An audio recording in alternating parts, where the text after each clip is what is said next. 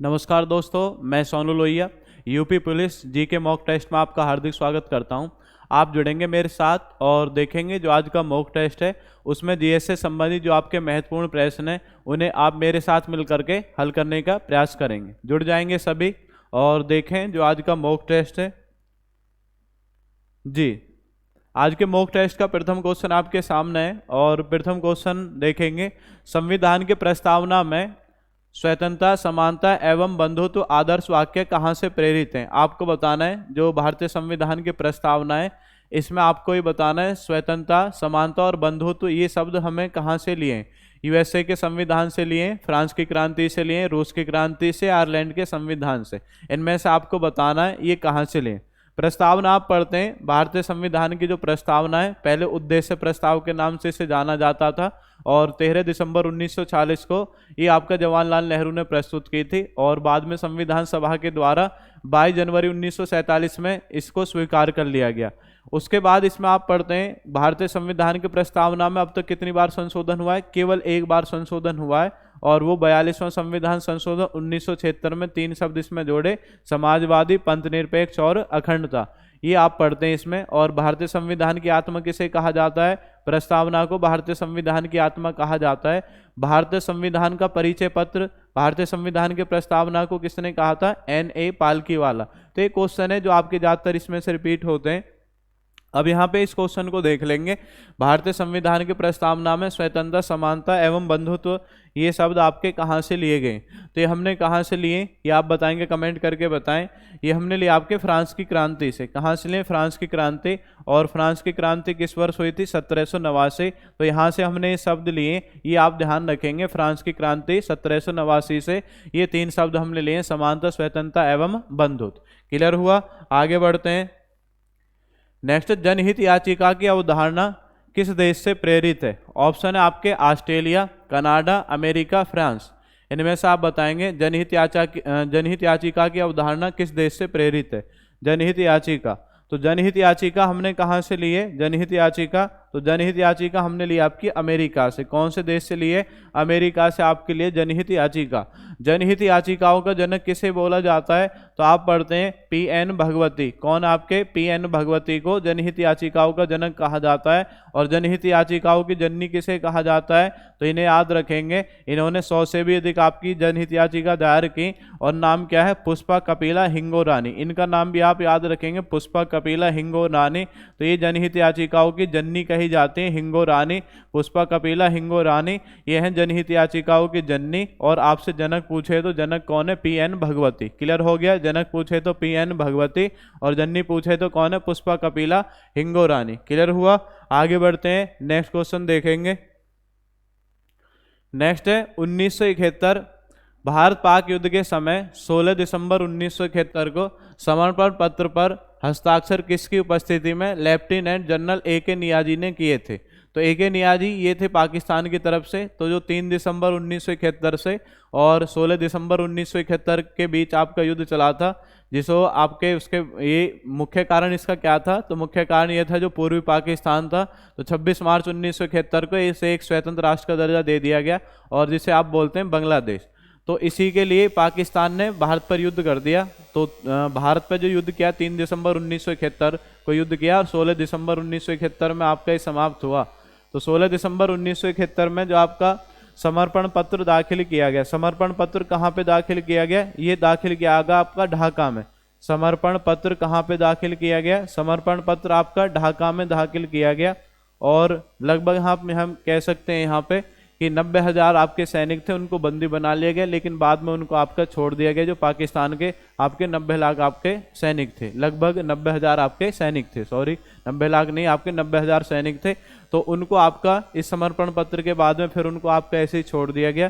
तो यहाँ से क्वेश्चन पूछा है कि आपका समर्पण पत्र पर जो हस्ताक्षर है, तो पाकिस्तान की तरफ से थे A.K. नियाजी, भारत की तरफ से कौन थे, भारत की तरफ से याद रखेंगे लेफ्टिनेंट जनरल जगजीत सिंह अरोड़ा, ये भारत की तरफ से। इन दोनों के हस्ताक्षर इस पर आपके मिलते हैं, जिसके कारण 1971 वाला जो आपका युद्ध है ये आपका समाप्त हुआ था।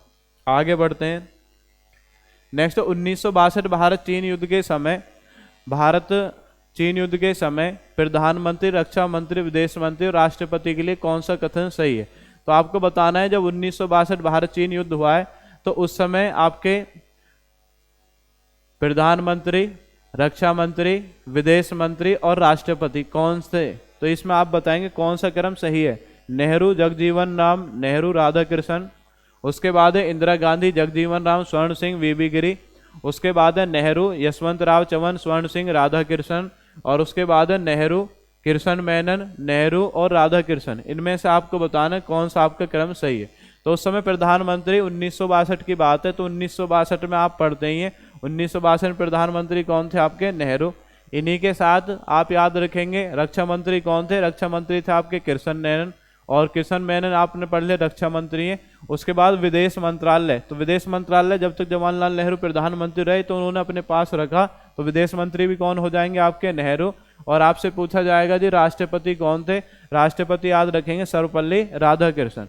तो ये आपका क्रम सही है। नेहरू आपके प्रधानमंत्री हैं, रक्षा मंत्री कौन है? कृष्ण मेनन, और विदेश मंत्री भी कौन है? नेहरू, और आपसे पूछे राष्ट्रपति कौन है? राधाकृष्णन। क्लियर हो गया? तो ये आप ध्यान रखेंगे 1962 भारत चीन युद्ध के समय ये वाली आपकी स्थिति थी। क्लियर हुआ? आगे बढ़ते हैं। अविश्वास प्रस्ताव पर मतदान के पूर्व ही अपना त्यागपत्र देने वाले भारत के प्रथम पीएम थे। तो आपको बताना है अविश्वास प्रस्ताव से पहले ही आपका जब इनके खिलाफ अविश्वास प्रस्ताव लाया गया लेकिन उसमें मतदान नहीं किया गया, वोटिंग नहीं हुई, उससे पहले ही उन्होंने अपने पद से त्यागपत्र दे दिया। तो ऐसे प्रधानमंत्री कौन है? मोरारजी देसाई हैं, चौधरी चरण सिंह है, अटल बिहारी वाजपेयी हैं, वीपी सिंह है। इनमें से आप बताएंगे कौन सा आपका आंसर सही है। तो इसमें आप याद रखेंगे ऐसे त्यागपत्र देने वाले प्रथम पीएम अगर आपसे पूछा जाए तो आप याद रखेंगे कौन थे? मोरारजी देसाई। कौन थे आपके? मोरारजी देसाई। ये आपके त्यागपत्र देने वाले प्रथम पीएम थे। कौन थे आपके? मोरारजी देसाई। क्लियर हुआ? तो मोरारजी देसाई आप याद रखेंगे इसमें। तो मोरारजी देसाई आप पढ़ते हैं जब 1977 में आपके जनता दल की सरकार बनी, जनता दल 1977 में आपके चुनाव हुए और चुनाव होने के दौरान जनता दल की सरकार बनी और जनता दल की सरकार के रूप में आपके प्रधानमंत्री कौन चुने गए? मोरारजी देसाई। आपका क्वेश्चन भी आता है कि भारत के प्रथम गैर कांग्रेसी पीएम कौन है? भारत के प्रथम गैर कांग्रेसी पीएम। तो भारत के प्रथम गैर कांग्रेसी पीएम भी आप याद रखेंगे कौन है? मोरारजी देसाई। मोरारजी देसाई। ऐसे कौन से प्रधानमंत्री हैं जो प्रधानमंत्री पद पर रहने के बाद एक बार भी संसद की कार्यवाही में प्रतिभाग नहीं किया? तो ये आपके कौन है? चौधरी चरण सिंह। कौन है? चौधरी चरण सिंह। तो ये भी आप इसमें ध्यान रखेंगे। क्लियर हो गया? आगे बढ़ेंगे, नेक्स्ट लाइन से देखेंगे। लोकसभा में राज्यों एवं केंद्र शासित प्रदेशों का अधिकतम प्रतिनिधित्व हो सकता है। ये चार ऑप्शन आपके सामने 520 + 30, 530 + 20, 525 + 20, 520 + 25। इनमें से आपको बताना है कौन सा सही होगा। लोकसभा में राज्यों एवं केंद्र शासित प्रदेशों का अधिकतम प्रतिनिधित्व हो सकता है। बताएंगे सभी, कमेंट करके बताएं कितना आपका प्रतिनिधित्व हो सकता है। अधिकतम अधिकतम प्रतिनिधित्व आपका क्या होगा? तो इसका आपका सही आंसर क्या होगा? 530 + 20। ये आपका अधिकतम प्रतिनिधित्व होता है लोकसभा में। राज्य और किसका होता है? केंद्र शासित प्रदेश। क्लियर हो गया? 530 और क्या है आपका? 530 + 20, क्योंकि लोकसभा में अधिकतम सदस्यों की संख्या अगर आपसे पूछे कितनी होती है? 550, लेकिन वर्तमान में आपसे पूछा जाए कितनी है? 545 अधिकतम। ठीक है, लेकिन अगर मनोनीत भी इसमें काउंट किए जाएं तो कितनी हो जाती है? 552। लेकिन निर्वाचित अगर आपसे पूछ रहा है निर्वाचित सदस्यों की संख्या कितनी होती है? 550। वर्तमान में कितनी सदस्यों की संख्या? 545। लेकिन वर्तमान में निर्वाचित सदस्यों की संख्या पूछे तो कितनी है? 543। कितनी है आपकी? 543। आगे बढ़ते हैं, नेक्स्ट है लोकसभा के बारे में कौन सा कथन सही नहीं है। चार ऑप्शन आपके सामने। स्थापना लोकसभा की 7 अप्रैल 1952 को की गई। प्रथम बैठक आपकी 13 मई 1952 में हुई। केंद्र का निम्न सदन है या सदस्यों की न्यूनतम आयु 25 वर्ष है। इनमें से आपको बताएं लोकसभा के बारे में कौन सा कथन सही नहीं है। बताएंगे सभी। तो लोकसभा आप पढ़ते हैं, लोकसभा केंद्र का निम्न सदन लोकसभा सही है। सदस्यों की न्यूनतम आयु आपकी 25 वर्ष होती है, सही है। प्रथम बैठक 13 मई 1952 को की गई, सही है। लेकिन आपसे पूछा जाए स्थापना लोकसभा की जो स्थापना है ये आपकी 7 अप्रैल को नहीं हुई, ये हुई थी 17 अप्रैल 1952। ये याद रखेंगे, इसलिए इसमें आपका ये सुमेलित नहीं, ये आपका आंसर गलत है। तो स्थापना अगर आपसे पूछा है 7 अप्रैल 1952 नहीं है, क्या है 17 अप्रैल 1952। क्लियर हो गया, 17 अप्रैल 1952। नेक्स्ट आगे बढ़ते हैं। नेक्स्ट चिश्ती सिलसिले के संस्थापक माने जाते हैं। चिश्ती सिलसिले के संस्थापक आपके सामने ऑप्शन है बख्तियार काकी, बाबा फरीद, ख्वाजा मोइनुद्दीन चिश्ती या शेख सलीम चिश्ती। इनमें से आपको बताना है चिश्ती सिलसिले के संस्थापक किसे माना जाता है। तो आंसर याद रखेंगे, आंसर क्या होगा, आंसर होगा ख्वाजा मोइनुद्दीन चिश्ती। तो इन्हें चिश्ती सिलसिले का आपका संस्थापक माना जाता है। ख्वाजा मोइनुद्दीन चिश्ती अगर आपसे पूछा जाए इनकी दरगाह कहाँ पर है, इनकी दरगाह है अजमेर। अजमेर कहाँ पड़ता है, अजमेर पड़ता है आपका राजस्थान में। तो ख्वाजा मोइनुद्दीन चिश्ती की दरगाह कहाँ पर है, अजमेर राजस्थान। आपसे पूछे शेख सलीम चिश्ती की दरगाह कहाँ पर है, तो ये अकबर के समकालीन थे शेख सलीम चिश्ती। इनकी दरगाह आप याद रखेंगे, इनकी दरगाह कहाँ पर है, फतेहपुर सीकरी। कहाँ पर इनकी दरगाह फतेहपुर सीकरी में स्थित है। क्लियर हुआ। बख्तियार काकी इनकी दरगाह कहाँ पर है, दिल्ली में। आपसे पूछा जाएगा कुतुब मीनार का निर्माण किसकी याद में कराया गया, बख्तियार काकी की याद में किसने कराया था, कुतुबुद्दीन ऐबक और इल्तुतमिश। बाबा फरीद की भी दरगाह कहाँ पर है, बाबा फरीद की भी दरगाह आप याद रखेंगे कहाँ पर है, दिल्ली में। कहाँ पर है बाबा फरीद की दरगाह, दिल्ली में। क्लियर हुआ। आगे बढ़ते हैं, नेक्स्ट क्वेश्चन देखते हैं। नेक्स्ट है तबाकत, तबाउत हो रहा है, तबाकत है, तबाकत ए अकबरी पुस्तक किसकी रचना थी। तो तबाकत ए अकबरी पुस्तक की रचना किसके द्वारा की गई है, बताएंगे सभी। तबाकत ए अकबरी पुस्तक की रचना किसके द्वारा की गई है, बताएं सभी, कमेंट करके बताएंगे सभी। तबाकत ए अकबरी पुस्तक की रचना किसके द्वारा की गई थी। तो इसमें 4 ऑप्शन आपके सामने, अमीर खुसरो, अबुल फजल, निजामुद्दीन अहमद है, निजामुद्दीन अहमद और क्या है, शेख सलीम। इनमें से आप बताएं।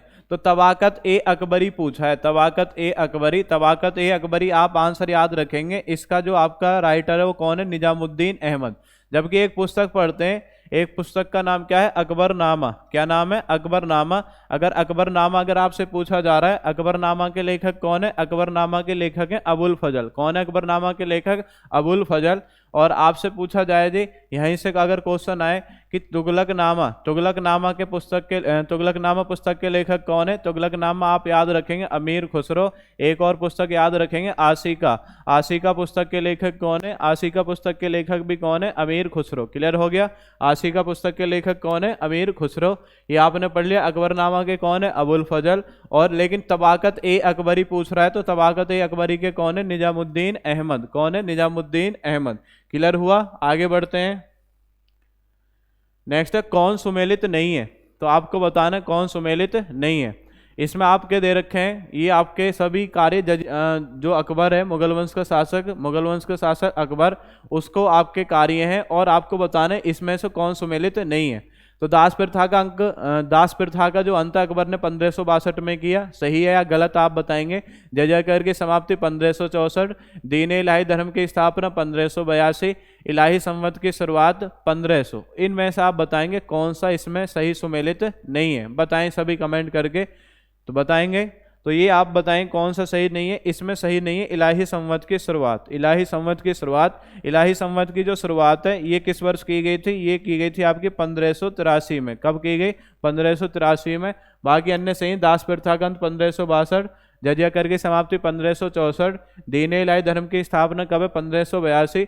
आपसे पूछा जाए इबादत खाने का निर्माण क्या है, इबादत खाने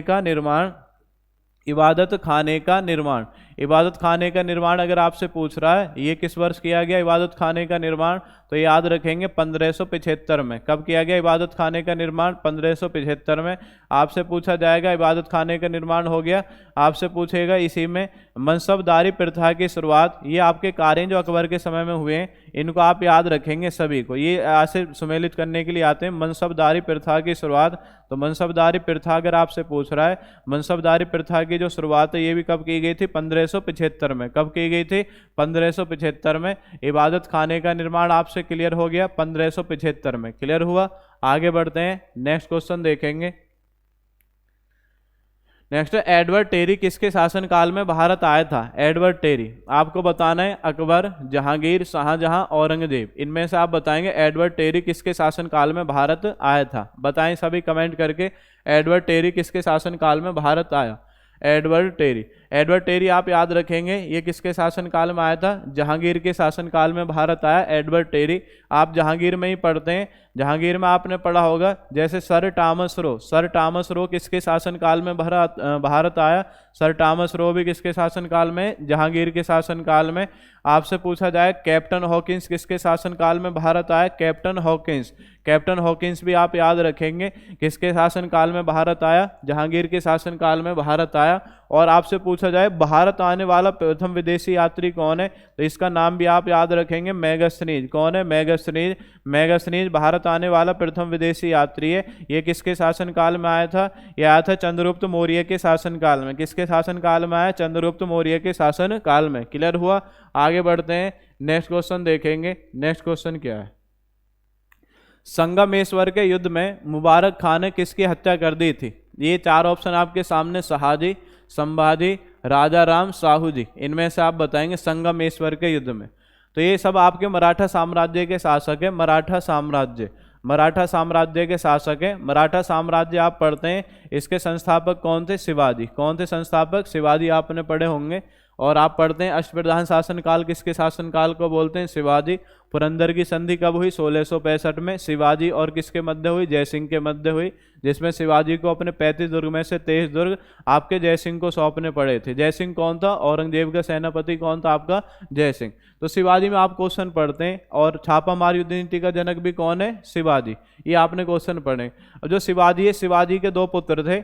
एक का नाम क्या था? एक का नाम था आपका संभाजी। क्या नाम था? एक का नाम था संभाजी और एक का नाम क्या था? एक का नाम था राजा राम। संभाजी और दूसरे का नाम क्या था? राजा राम। तो जो संभाजी और राजा राम है, तो जब शिवाजी की मृत्यु हो गई उसके बाद में नया शासक संभाजी बना।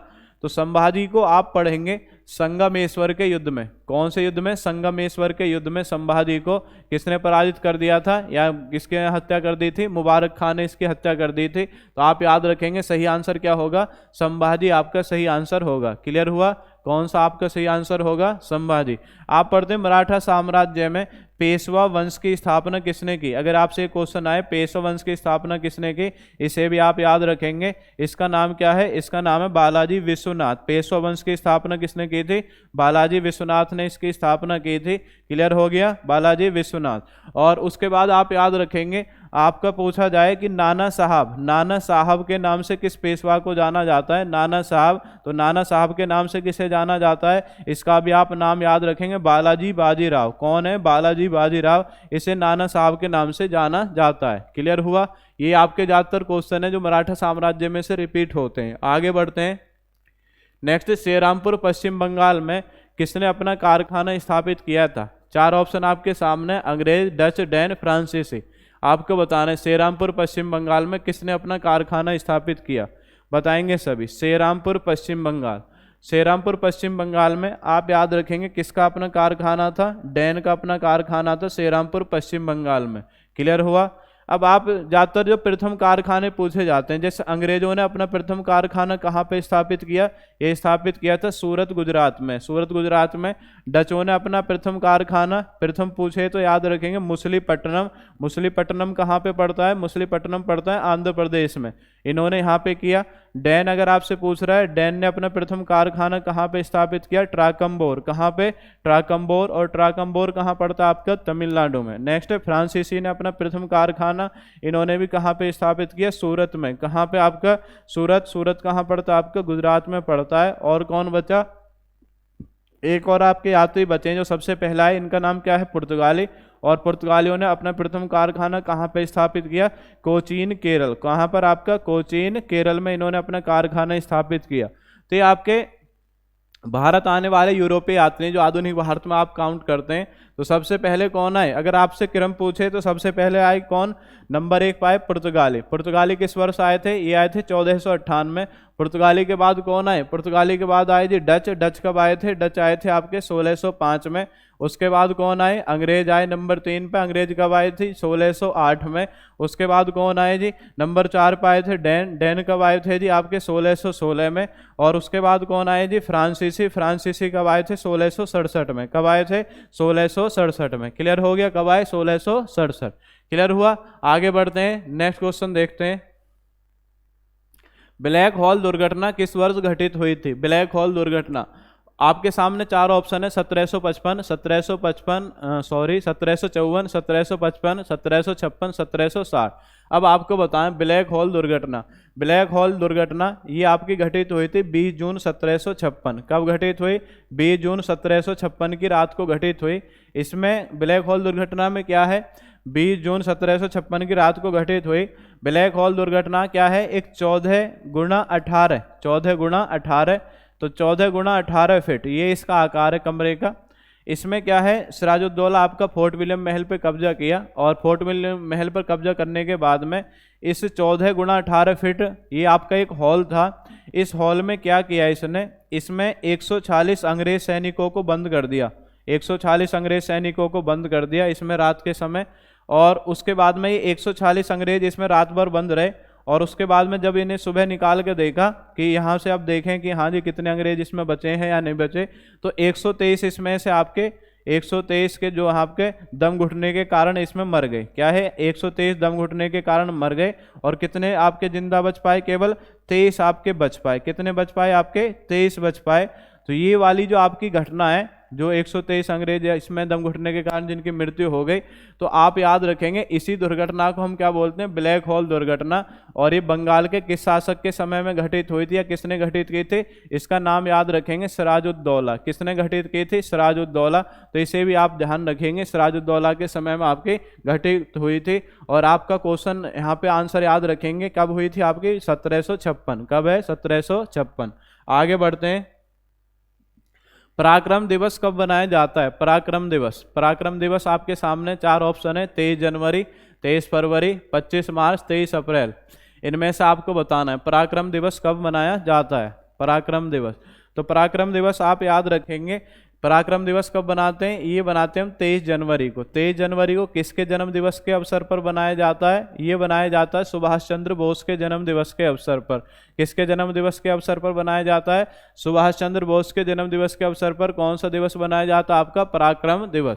सुभाष चंद्र बोस से अगर आपसे पूछा जाए सुभाष चंद्र बोस, तो आपसे एक पार्टी आती है फॉरवर्ड ब्लॉक। कौन सी पार्टी, फॉरवर्ड ब्लॉक। फॉरवर्ड ब्लॉक पार्टी की स्थापना सुभाष चंद्र बोस ने किस वर्ष की थी, 1939। ये बहुत ज्यादा आता है क्वेश्चन, फॉरवर्ड ब्लॉक पार्टी की स्थापना सुभाष चंद्र बोस के द्वारा कब की गई, 1939। और आप याद रखेंगे सुभाष चंद्र बोस ने कांग्रेस पार्टी से किस वर्ष इस्तीफा दे दिया था, 1939। क्योंकि 1939 में त्रिपुरी अधिवेशन हुआ, उसमें सुभाष चंद्र बोस ने पट्टाभी सीतारमैया को हरा दिया। उसके बाद में गांधी जी से विवाद हुआ और सुभाष चंद्र बोस ने कांग्रेस पार्टी से इस्तीफा दे दिया। इससे पहला वाला जो अधिवेशन है आप पढ़ते हैं 1938। 1938 का कहाँ पर हुआ, हरिपुरा। और हरिपुरा कहाँ पड़ता है, हरिपुरा पड़ता है आपका गुजरात में।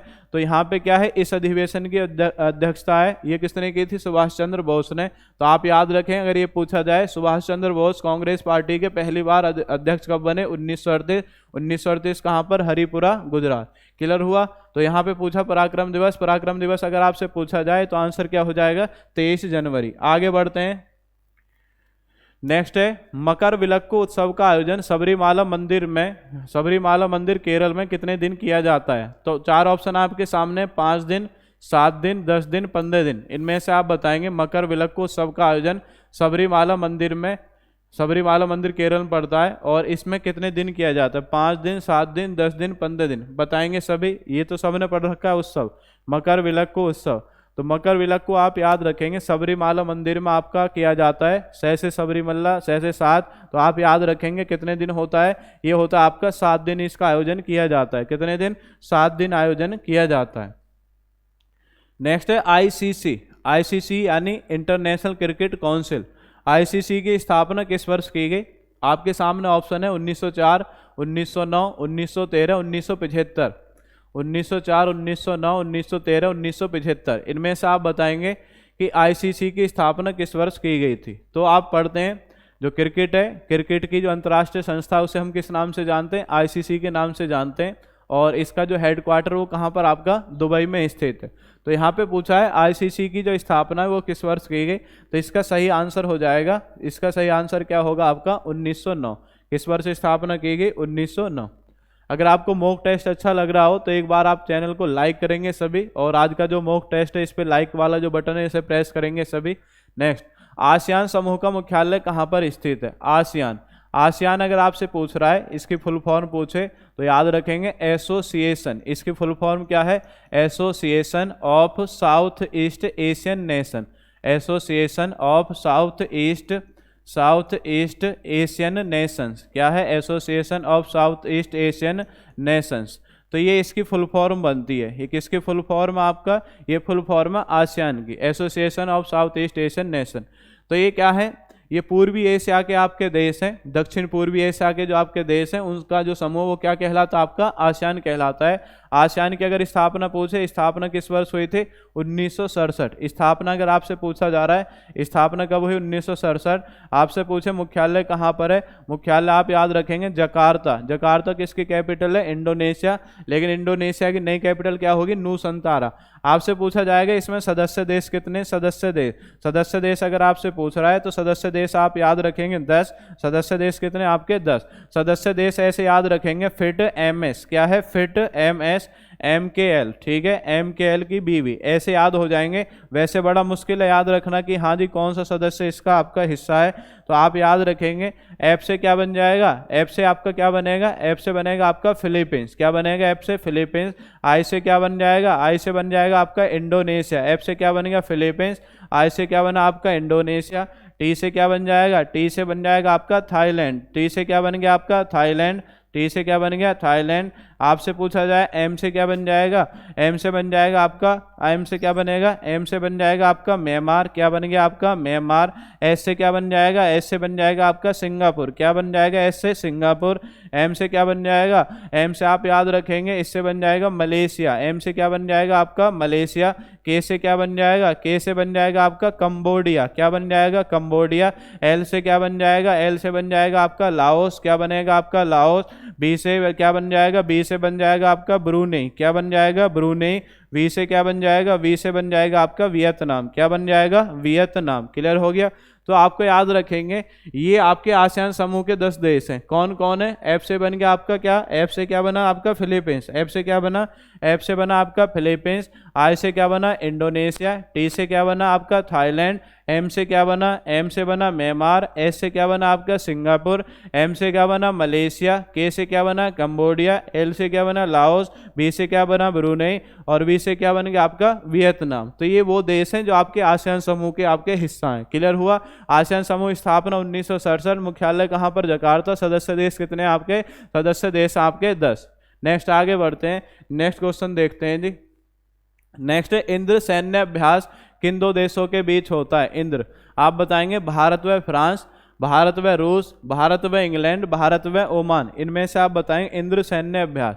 तो यहाँ पे इसमें ज़्यादा देखना का कुछ जरूरत नहीं है। इंद्र IND से क्या बन जाएगा इंडिया, RA से क्या बन जाएगा रसिया। तो सीधा सा इसका आंसर क्या हो जाएगा, सीधा सा आंसर हो जाएगा भारत व रूस। किसके मध्य होता है, भारत व रूस के मध्य कौन सा सैन्य अभ्यास है आपका, इंद्र सैन्य अभ्यास। अगर मॉक टेस्ट आपको अच्छा लग रहा हो तो एक बार लाइक वाला बटन है उसे जरूर प्रेस करेंगे सभी। नेक्स्ट क्वेश्चन आपका लास्ट क्वेश्चन है आज के मॉक टेस्ट का, और आज के मॉक टेस्ट का लास्ट क्वेश्चन है डायमंड किस खेल का मैदान कहलाता है। डायमंड 4 ऑप्शन है, टेबल टेनिस, बैडमिंटन, तीरंदाजी, बेसबॉल। तो आपको बताना ये खेल का मैदान यहाँ से पूछा है, खेल का मैदान। टेबल टेनिस अगर आपसे पूछ रहा है, टेबल टेनिस के खेल का जो मैदान है क्या कहलाएगा, ये कहलाएगा बोर्ड। बैडमिंटन का अगर आपसे पूछा जाए, बैडमिंटन का जो आपका खेल का मैदान है ये क्या कहलाएगा, तो इसे आप याद रखेंगे बैडमिंटन के खेल का मैदान। तो ये क्या कहलाएगा आपका कोर्ट, क्या कहलाएगा कोर्ट। तीरंदाजी अगर आपसे पूछ रहा है, तीरंदाजी जो है इसके जो खेल का मैदान क्या कहलाएगा, रेंज, और बेसबॉल का क्या कहलाएगा, बेसबॉल का कहलाएगा डायमंड। क्या बेसबॉल का क्या कहलाएगा, डायमंड। तो ये याद रखेंगे। टेबल टेनिस पूछ रहा है तो क्या है, बोर्ड, बैडमिंटन कोर्ट, तीरंदाजी रेंज, बेसबॉल क्या है, डायमंड।